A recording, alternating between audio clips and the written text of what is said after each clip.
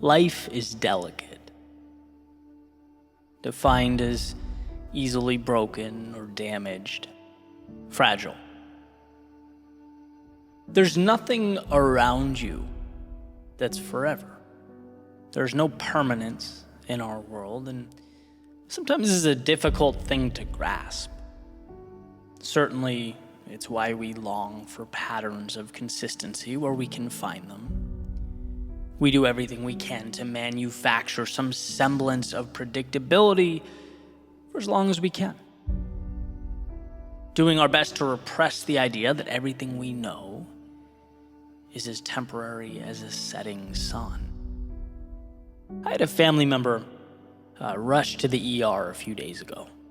And thank God she's completely fine. She's back home, she's doing her thing. But I can't stop thinking about the call, how it shook me to my core, how my walls of certainty and predictability were breached. It was this unsettling reminder that life as we know it isn't guaranteed, that things we love, they're not untouchable.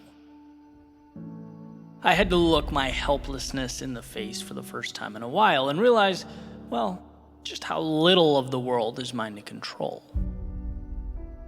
Which brings me back to a conversation I had when I was younger. I talk about my grandfather often in my work, primarily because of a few impactful conversations that we had. And it's interesting to me how relevant they continue to be. I remember a handful of times we talked from childhood, and it's like I piece them together retroactively. Things make sense as I get older and kind of figure out what it all means. One of my last conversations with him, we went to this little diner called Leo's along the Cape Cod Canal. And he said to me, there are things now that seem impossible. But as you grow and you get older, they make sense, right? Even the most challenging things become manageable. And I get mad at myself for not understanding the context at the time or putting two and two together. But basically, he was diagnosed with a brain tumor and he knew what that meant, right? And was basically giving me a heads up, like, kiddo, this is going to be tough, but hang in there.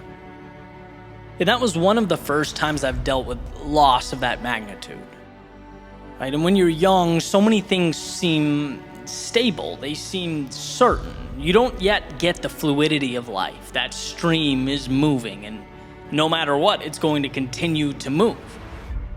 Sometimes that means it takes you places and presents realities that overtake the map that you created for the world, what you understood, what you hoped for. That little understanding of what life means. And I guess I wanted to pick up the baton from that conversation and pass it on to you with maybe a more comprehensive viewpoint. Because I think contained in those words is a message so powerful, so important, that we really can't afford to miss it. It's like, yes, life is unpredictable.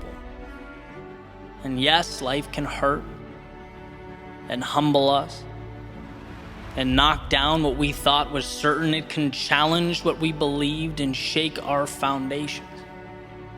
It can make us feel small in a universe that stretches beyond comprehension.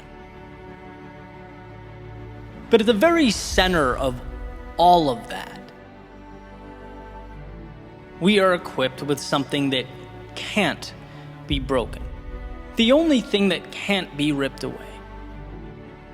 The sun around which everything else revolves, your ability to endure, your strength to carry on, to take one step forward. Whether it feels like you're entrenched in the depths of hell or swinging from the stars in the sky, your resilience, your ability to not only handle life around you, but rise from the ashes of its turbulence and its misfortune, that will never leave you if you don't let it. Viktor Frankl has said, everything can be taken from a man, but one thing, the last of the human freedoms, to choose one's attitude in any given set of circumstances, to choose one's own way.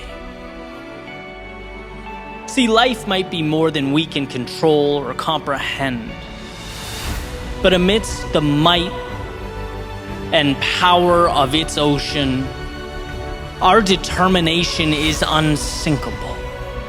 And believe me, there are times when you hear this and think, well, okay, that doesn't affect me. I'm good. I'm doing my thing, right? Just like I did sitting at that table over eggs and bacon that morning. And man, I hope that's the case, and I hope it stays that way. But life has a way of keeping us on our toes. It never lets us stray too far from the realization that to be human is, in some way or another, to suffer. It's inescapable, and that's not to scare you. It's to remind you that one, storms will come, and two, regardless of how heavy the rain falls or how loud the thunder roars, it will pass, and you are strong enough to hang on until it does. That as you grow and as you evolve, you become more and more capable of seeing the inevitable, not as the world's personal vendetta against you, but as your time to dig deep and find within yourself the strength and the courage that was there all along. And that's what that morning was. A message that, look, what's coming will hurt, but you can handle it. And not only that, every time life brings you to your knees, you get back up stronger. That doesn't mean it's easy, but the point is not that it's supposed to be easy. It's that you're capable of handling a world that is not easy. You're capable of navigating a reality that is not simple, a sea that is not smooth sailing. You're equipped to handle the complex. And sometimes that little reminder is the greatest gift one can receive. There's so much I can't control, but my God, there's so much I can. The reality you have mapped out, the day-to-day, the things you've come to know and rely on, as much as we wish they weren't, they are delicate, withering away with time, susceptible to the intricacies, the trials and tribulations of life. But your heart, your soul, your world within, that is untouchable. It's the divine, the sacred, its strength limitless, its breath endless.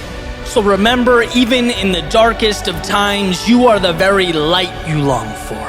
And as long as you believe that, there will always be a path.